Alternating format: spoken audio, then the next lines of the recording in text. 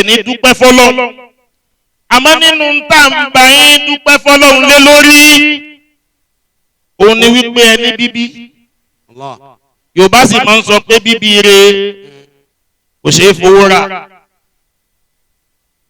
àwọn tí wọ́n bí yín wọ́n sọ yín lóko tó dáa ó kọ ọmọ náà sì ní ìjánu ọmọ wọ́n sọ yín ní Abdulazeez Azeez wọn náà wá ń ṣiṣẹ́ lára yín. ọ̀hún Al-Azizul Hakim. Bàbá wa Al-Bagawi gbogbo wọn tó wí ò ní fojú sunkún ọmọ ẹ tó wí lẹ́ẹ̀kan sí. wọ́n sọ yín ní Abdulazeez tí ń túmọ̀ sí wípé gbogbo ẹni ó bá fẹ́ dèèyàn ńlá nínú kútùbà àwọn àgbàlagbà bàbá wa elébe kan tí wọ́n fi máa ń bẹ Ọlọ́run wọn ò gbọ́dọ̀ má fi pe Azizu ma wọn ò ní yá Azizu tá azazito bí ìzádìkà fàmánà ìtazà bí ìzádìkà fàwúwọ Azizun ládùúlà ba'dahu wàmánà ìtazà bí gẹ́gẹ́ ìzádìkà fàwúwọ dalilun. ẹ wá ń bí Abdulazeez nínú ẹ̀kọ́ tí bàbá wa àgbélédè kọ́kọ́ wa wọ́n ní tí wọ́n bá lu Azizu tán lọ́dún àwọn tí wọ́n mọ tó ń kọ́ jẹ́ bí wọ́n bá fi mẹ́sàn-án yọ Abdulazeez yóò kù mẹ́jọ. òwá sí ní tí mẹ́jọ ń fún wa tó ju àṣeyọrí lọ gẹ́gẹ́ bí irú ìta ń bá lára Al-Bagawi. Allahu fi asani. Bàbá wa Al-Bagawi. Abdulazeez yẹn tàtú wá lù mọ́ Ismailu ó kọ bàbá tó bí Bagawi. Allahu fi asani.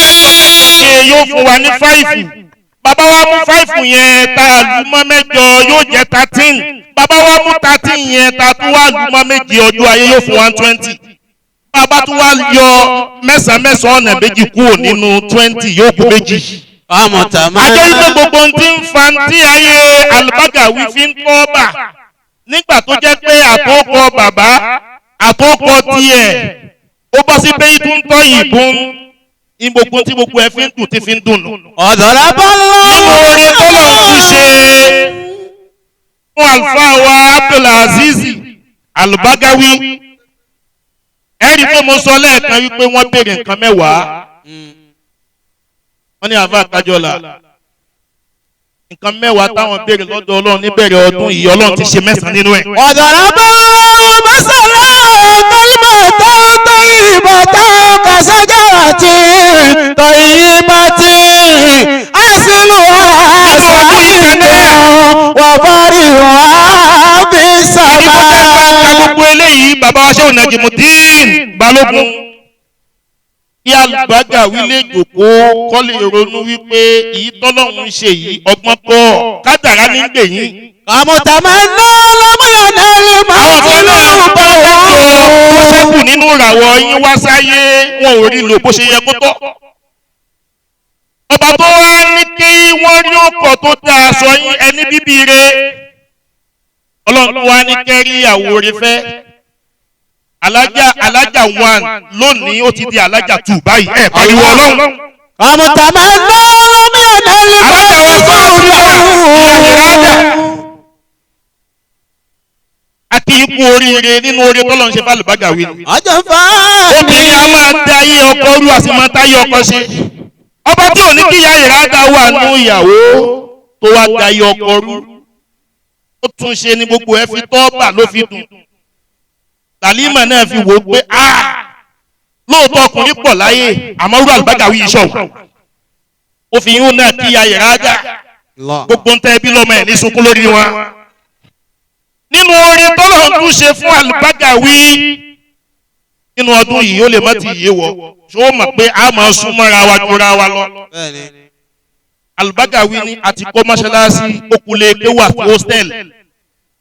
Wọ́n wá ń sọ fún mi ń jò ní wípé ilẹ̀ mọ́ṣáláṣí àti ilẹ̀ ilé kéwú àti ilẹ̀ hostel 2 acres Ọlọ́run ti ṣe. Allahu Akbar. Nínú ọdún ìkan náà ayé wa máa ní sóhun nìkan ni. gbogbo eré téèyàn bá fẹ́ sá kéèyàn ó sá pẹ̀lẹ́pẹ̀lẹ́ èèyàn ò lè sáré kọjá kádàrá ntọ́lọ́ nǹkan fálùbágàwí nílò yìí àfàìbí tá a dé ibi ọlọ́run lórí lò kálẹ̀. nínú orí tọ́lọ́ ń ṣe fálùbágàwí nínú ọdún yìí náà ó tún lọ múra nínú ọdún yìí náà àwọn ọmọ tún wọ iléèwé ńlá iléèwé tuntun nínú ọdún yìí kan náà ó ra mọ́tò tuntun nínú ọdún yìí kan náà ó tún ra mọ́tò fáwọn ìyàwó nínú ọdún yìí náà ẹ̀rí pẹ́ntì bá ń wá bí dáadáa dáńsì ẹ̀ níbí ìwà tẹ́lẹ̀ ọlọ́run tún sọ ọdún lókè. Allahu Akbar. gbogbo rẹ̀ náà wá ń lékún nínú ọdún yìí náà ó tún travel lọ sí Europe bákan náà ìpariwo ọlọ́run. Olílẹ̀ ọmọdé wọ́n ní ìlú wo ni tún lọ àbí umura mọ́lẹ́lẹ́ òkè ń ṣe umura ọba tí wọ́n ń ṣe bí ti ṣe ń ṣe yìí abẹ́ ọlọ́run Al-Bagawi ọlọ́run ní dáyé padà sẹ́yìn wọ́n nínú táwọn tún bẹ ọlọ́run wọ́n làwọn fẹ́ máa kọ́ ilé káwọn máa talé káwọn máa talẹ̀ wọ́n nínú ọdún yìí náà ọlọ́run tún ti fàṣẹ sí fáwọn náà nínú ọdún yìí kan náà èyí tá a tún ń ṣe tí ò rọrùn fẹ́ lòmíì yìí à ń ṣe Walimatul Nikkah àkọ́kọ́ fẹ́ ìyàwó ẹlòmíì ó ti bà yí ọkọ jẹ́ ó ní kò ní kú lójú kan náà kò ní rọ́ọ̀tì bẹ́nu àwọn ní kílódé tó fi ń ṣe bẹ́ẹ̀ ó ní bó bá rí ṣe jù báyìí lọ yóò fẹ́ ìyàwó kejì ìyáálé tí yóò wá báyé yín jẹ́ kò kọ ọ̀rẹ́ kò kàn yín mọ́gì èyí tẹ̀ ń ṣe àṣeyọrí kan ní nígbà tẹ́ ẹ tún wá fẹ́ ọmọ ẹ tún wá lọ mú ọmọ ẹni ọlọ́run bàbá tó bí Halimat tó jókòó ìwòlí ọlọ́run ni wọ́n. Olílẹ̀ ọmọdé bàbá wa ṣe Abdulkadir Abdullahi ọlọ́run mọ́ṣẹ́ àbáwá ṣàlékún kẹwọn. wa salamun ala ibadi alladhina istafa. odidi tó kan ni bàbá wa ṣe Abdulkadir Abdullahi Al-Fulani ni wọ́n fi ń parí odidi Al-Qur'an. Allahu khairun amma yushrikun. nígbà tó lọ́wọ́ wa ń gbàdúrà wọn lórí ọmọ wọn tí wọ́n bí ìyẹn Halimat tó jókòó yìí tí ń jẹ́yàwó tèmi. ọlọ́run wá ní kádùá yìí ó lọ gbà kó lọ pàdé nǹkan tó tóbi àáfàá tó tóbi ìmáàmù tó tóbi chief missioner tó tóbi aláàjì tí ń jẹ́ aláàjì lọ́dọọdún ẹ̀ pariwo ọlọ́run. Rabbi awzini an ashkura ni'mataka allati an'amta alayya wa ala walidayya. ẹ̀kọ́ Halimat náà ń sọ wípé ntọ́lọ̀ ń ṣe fún mi tó fi ní pàdé irú Al-Bagawi àdúrà mi kọ́ àdúrà bàbá mi ló gbà lérí mi. àṣọ dáa kí òbí ó dájọ́ rẹ sọ́dọ̀ ọlọ́run torí ijọ́ tọ́lọ́run ó bá kó fún. gbogbo nǹkan Al-Bagawi wá ń béèrè tí ń béèrè tọ́lọ́run ń ṣe yìí oore ńlá ni àfi ká dúpẹ́ lórí ẹ̀. tọ́lọ́run ti ṣe wá ń ṣe yìí bàbá wa máa ń dìbò ọ̀tá ń pọ̀. ó sọ kíní kan fún Bagawi lánàá ó ní ẹ fọwọ́ mú kan nínú kí oore yóò máa lékún kóore ó máa pọ̀ kó máa pọ̀ kọ́ta ló wa máa pọ̀ bẹ́ẹ̀. Rabbi awzini.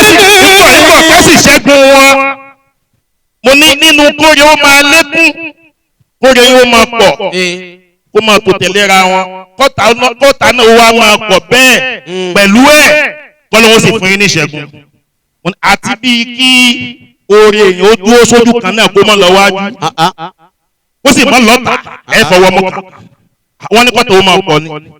bó bá ti wá rí bẹ́ẹ̀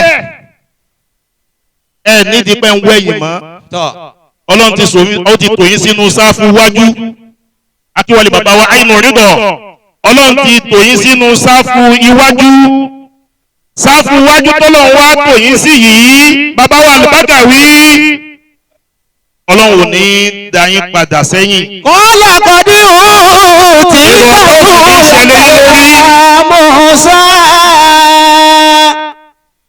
kámẹ́rà Kájọlá ọmọ ti lọ o ẹ dákun ìṣẹ́jú mẹ́wàá ẹ fún wa ìṣẹ́jú mẹ́wàá ẹ yóò bá Ànábì wa Muhammad. Sallallahu alayhi wa sallam. bàbá wa Al-Bagawi tọ́lọ́wọ́n bá ń ṣe yìí ó tó lóore ó tó lọ́pẹ́ àmọ́ kò jọpẹ́ lọ. Wọ́pẹ́